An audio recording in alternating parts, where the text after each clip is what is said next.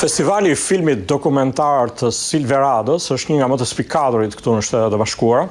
Ky festival I përvitshëm tërheq rreth 30.000 shikues dhe në të paraqiten filma nga gjithë bota mbi çështje politike, sociale dhe të tjera. Një nga temat e filmave në këtë festival këtë vit ishte ajo e paqes.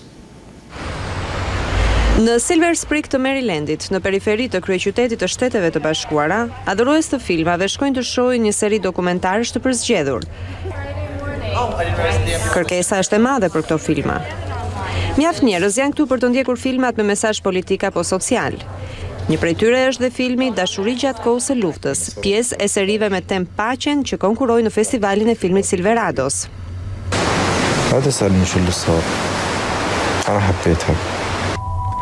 Dokumentari Gabriela Bjerit është historia e një çifti të ri.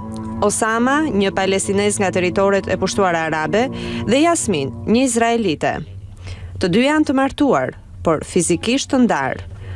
Autoritetet izraelite nuk japin leje qëndrimi Osamës dhe Jasminës I duhet të përballet me armiqsinë e palestinezëve nëse jeton në bregun perëndimor të pushtuar.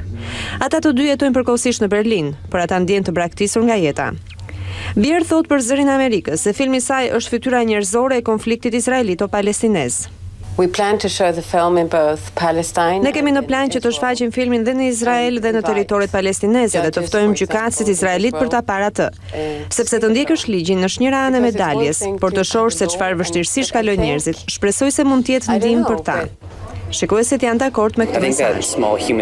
Mendoj se histori të tilla njerëzore ndërtojnë ura komunikimi më shumë se diskutimet e politikanëve. Më bëri të kuptoj se dija shumë pak për këtë realitet dhe mësova shumë gjëra.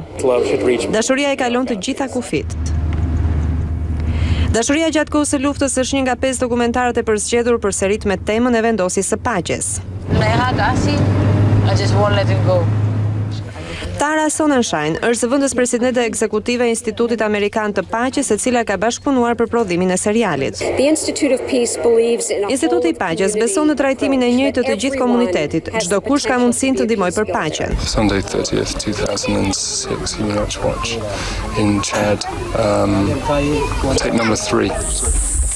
Filmi Ditari përmban një mesazh të njëjtë. Regjizori Tim Hetherington përpiqet që të përmbledhë ngjarjet e dekadës së luftës në një dokumentar prej 20 minutash. Filmi është një rrëfim në vetë të parë nga fronti I luftës, nga Afganistani në Liberi.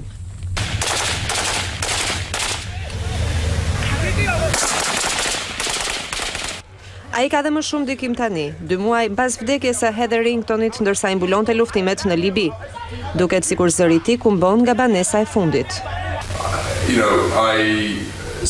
There is a political situation or a war or a catastrophe, and I go there to I make pictures to try to understand what is happening there for myself. My father was a young diplomat in 1943. My father was told to stop. Shpëtimtarët është filmi Michael King, I cili është në linjën e filmave për paqen.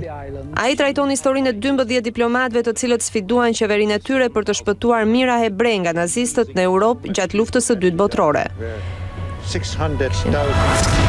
Në vend që të nderoheshin, ata u përjashtuan nga trupi diplomatik. Regjizori Michael King e ka bërë filmin për të na kujtuar se genocidi vazhdon. Në shekullin e 20, rreth 100 milion njerëz kanë humbur jetën gjatë genocidit. Është e pabesueshme, por kjo ende ndodh. Çështja është se çfarë po ndodh në Libi. Kemi mira refugjat atje, kemi mira refugjat në Sudan, në Egjipt, dhe ku janë ata që duhet I shpëtojnë? Ku janë? Kigali has been the center of the fiercest fighting in the civil war. Dokumentarët nuk e ndalojnë genocidin dhe nuk zgjidhin konfliktet. Gjithsesi, ata hapin një dialog mes njerëzve, përqendrohen tek problemet me të cilat ndeshet njerëzimi, të na bëjnë të ndërgjegjshëm për konfliktet dhe pasojat e tyre.